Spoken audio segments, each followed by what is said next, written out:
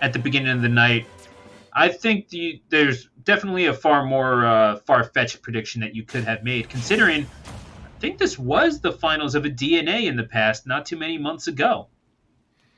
Yeah, no, for sure. I don't remember the exact DNA that it was. Excuse my commentator. I have the memory of a commentator, but like reversed.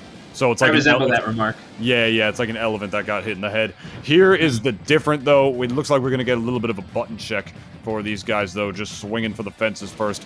This is a matchup that's gonna be fun to see. It's not exactly Godzilla versus Kong, but it's as close as we're gonna really get to it. The two beasts going against each other right here, man. I feel like one of these beasts, let's be real for a second, I feel like one of them is like the bigger one that Godzilla and King Kong are gonna have to fight together about halfway through that movie, because we all know that's what's gonna actually happen. But looking like they're stopping the button check, they're in it. I mean, the thing is it going to be Ghidorah? Is it going to be Mothra? Is it going to be, Gamera? That'd be cool. Oh my gosh, okay. Come to think of it, Bowser looks a little bit like Gamera. And certainly, as monstrous as you could imagine Gamera to be right now, is Sankso, as Beast is taken down relatively early on after that little check. And Sankso kind of continuing on where they left off with their form. Even though you see a lot of these going in the favor of Sankso, just head-to-head, it's, I don't know, man. I'm thinking that this might be a repeat performance if Beast is not careful. No, for sure. You know, Beast is so used, man, as he dies off the top right there. Beast is so used to, like, showing people again that Charizard is not a bad character, to the point where everybody knows how busted Charizard is at this point. I really don't think any experienced Smash player at this point will still be telling you that Charizard is the worst of the Pokemon, like some people were saying at the very beginning of this game's lifespan. But now, you know, Beast, you know, in that crazy neutral that he loves to show, you know, neutral air, you know, fishing for back airs, whatever. Now he's got to deal with Bowser, who has one of the best out-of-shield options in this game. That's not something that Charizard necessarily likes, man. If you get rid of Charizard's mash, suddenly this character can just be a pretty big target that has to actually watch what buttons he pushes all of a sudden. Beast is no stranger to that, of course, but at the very least, it's something he's going to have to think of as he's down 2-1 in stocks in this game so far. I mean, it's such a rough position to be in. Especially, I mean, if you are Beast, you have to start relying on these reads just a little bit more, sitting at 184%. Better to clean up that stock late than never, but Sankso has been giving Beast absolute fits throughout the Wi-Fi era. Beast does have a win on record. It was 3-1 at a DNA, in fact, but yeah, it's a pretty perfect last stock that Sankso pulled off there, and of course, the flying slam. The bane of so many players' existence in Tunis certainly winds up being so for Beast as well. Yeah, man, you know, I mean, I don't know about you, but if I met somebody in real life who had a frame 6 grab out of shield like that, I'd be pretty terrified of him too. They're my friend all of a sudden, you know, like I'll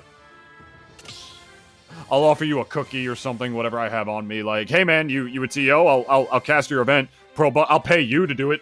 It's all good. Just any good way I can get that man on my side if I met Bowser in real life like that, because that's another thing that, you know, Beast has got to watch out for. Not even just the big body factor that he's got right there, but it's another one of the things that you just got to watch out for against Bowser, man. Beast is the kind of player, man, who loves to overwhelm you, get willy-nilly, be like, yo, like, my Charizard's broken, I killed you at 40, I never stopped playing Smash 4, I got my Wii U plugged in right here, it's got Ethernet on it and everything. Bowser does not care about any of that. You try to approach Bowser from above him, it doesn't take a genius to figure out that he's got spikes on the back of his shell. You don't want to land on him or get above him. He'll up B out of shield you. He'll up smash out of shield you, which is invincible on some frames. He'll frame 6 command grab you to kill you. All sorts of things, my friend. So if I were Beast, I'd be spacing that back air, my guy. Spacing that back air. Whew. Yeah. No, and Sankso, an individual who wound up qualifying for top 16, going all Ganondorf in the first couple of rounds, even taking out Skips, the K-Rool, who's an incredibly talented player, I mean, I feel like we all struggle with the Ganondorf matchup one way or another, unless we're just like super used to it. Like, for some reason, like I could not beat Ganondorf to save my life when I was playing Yoshi, but that was a very dark period of my life. So we're going to get right back into it. Game number 2. And yeah, the record between these two, it's a 7-3 record in favor of Sankso, 3-1 set record. But that one victory for Beast did in fact come at a DNA. It was 3-1, and I guess we're still button checking somehow. That's cool. Perhaps they have gentlemen agreed to just get that breath out first. You know, like, neither of us have Tic Tacs right now. We both have dates later on. Maybe they're getting ready for a double date or something like that. And they're just oh, yo, breath check, bro. Breath check. I don't want this to be nasty, man. You got a Tic Tac? So I'm like, dude, we got to stop at CVS, man. I cannot go out like this. I cannot go out like this. Or maybe they're just having a staring contest. Yeah, the joke kind of broke down there. I don't know, hard to kind of. No, you could be honest with me on that front. You know, I wouldn't put it past them though, because I don't know what they're doing, man. I don't know if they're lag testing or what have you. That seems to be the case for these two players right now. I don't see why else they'd really be messing around like this. Mayhaps they thought the connection wasn't that good that first time around, and they want to just reset it right here. But no, I hear some people swinging. No, they're going for it. Well, I guess we are. I'm not sure. It's No, they're doing it. Oh, okay, so they are actually fighting. We can only assume, and